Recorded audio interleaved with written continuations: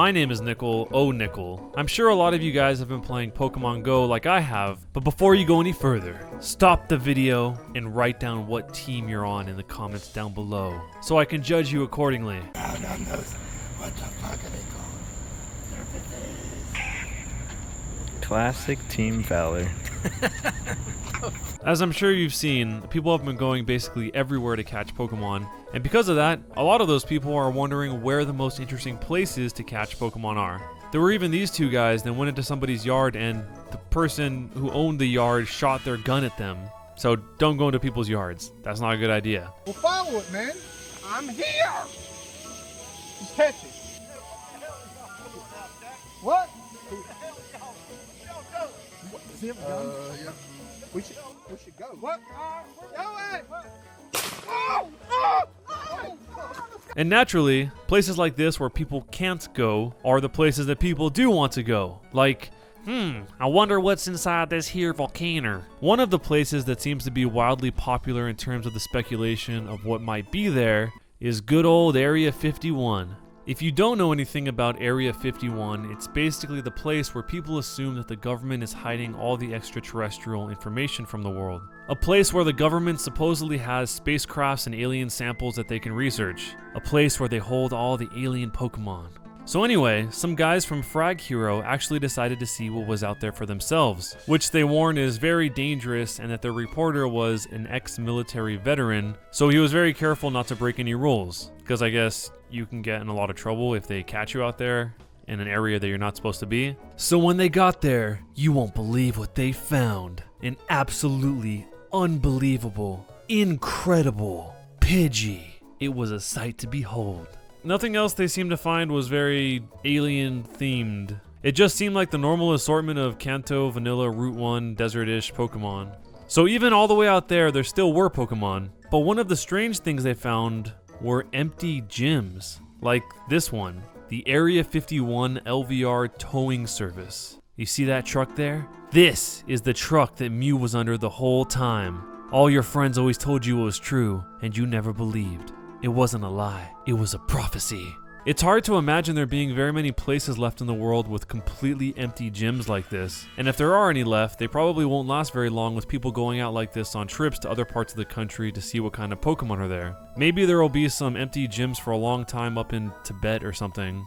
But besides remote locations like that, there probably aren't going to be too many empty gyms left. Okay, so the gyms are empty, but what kind of Pokemon besides the Pidgey does Area 51 have? These are some of the photos that Frag Hero took out there so you can see for yourself. Right next to the extraterrestrial highway sign, there was a Ponyta. In front of this alien stop, there was an Abra, and a Sandslash, what looks like in the middle of nowhere. Here's another one of the empty gyms they found for a Baptist church. And apparently a lot of the locations out there are Pokestops, including this UFO sculpture.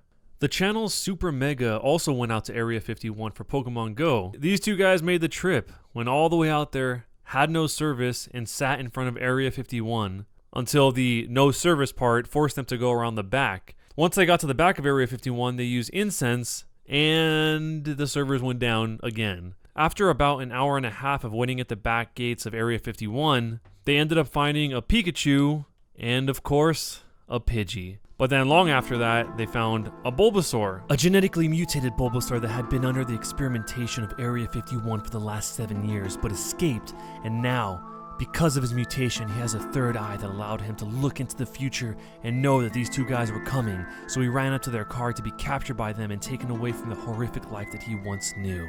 Just kidding, he was just a normal Bulbasaur. Surprisingly, they didn't have any direct run-ins with the Area 51 guards other than the guards that seemed to keep an eye on them the whole time.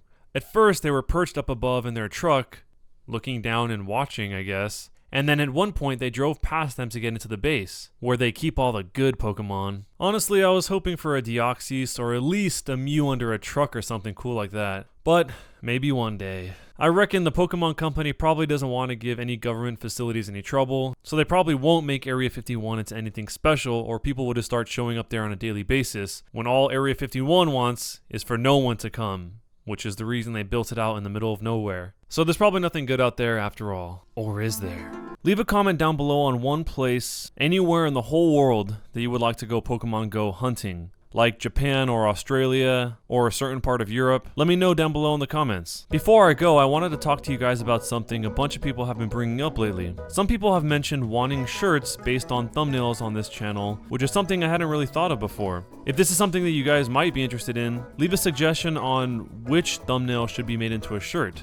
What I mean by this is, if you would be interested in having Ana as a shirt, or Vault Boy with the squid on his head, then write those in the comments down below. And yes, these are 100% original hand-drawn from scratch. So if you've ever liked one of the thumbnails on this channel in particular, let me know down below in the comments which one that is. And upvote other people's comments that you like as well, because it might eventually turn into a shirt.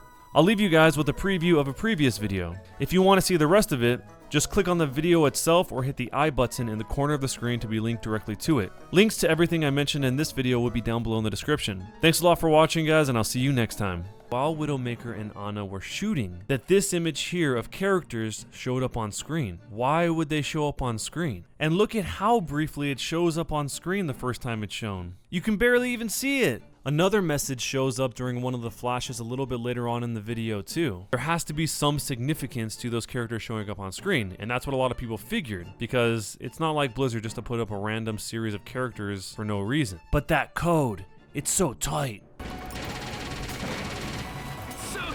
So he decrypted that series of characters using Zoring with the constant 23 into Ra la que tiene la información tiene el poder, and then it repeats itself again. This is, of course, in Spanish, but can be translated into she who has the information has the power.